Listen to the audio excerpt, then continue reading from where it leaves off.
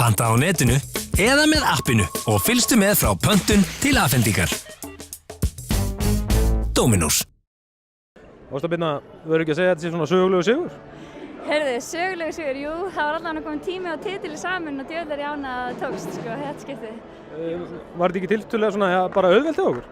Heyrðu, nei, það er aldrei auðvelt á móti Val, sko, en mér fannst þið samt vera bara djöfull kraftmiklar í dag og einhvern veginn þær náðu að jafna, við náðum einhvern veginn alltaf að halda einhverju svona yfirvegun og bara svona stöðuleika í bæði vörn og sókn og svona, þannig að já, ég veit ekki, mér fannst ég alveg svona að hafa þetta en þú veist, þetta er samt nýfjamt alveg þangað í lokin þannig að mér fannst ég ekki verið að vinna fyrir bara 1 mínútu eftir. En þið byrjuðu samt leikinn vel og byrjuðu bara krafti frá fyrstu mínútu?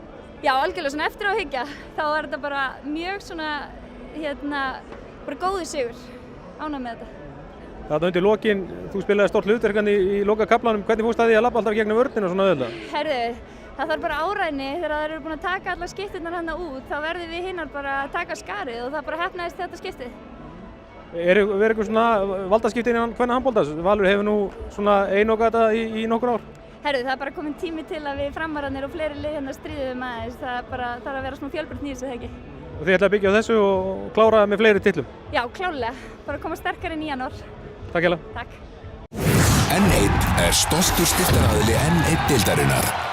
N1 deildin, þar sem stjörnurnar verða til.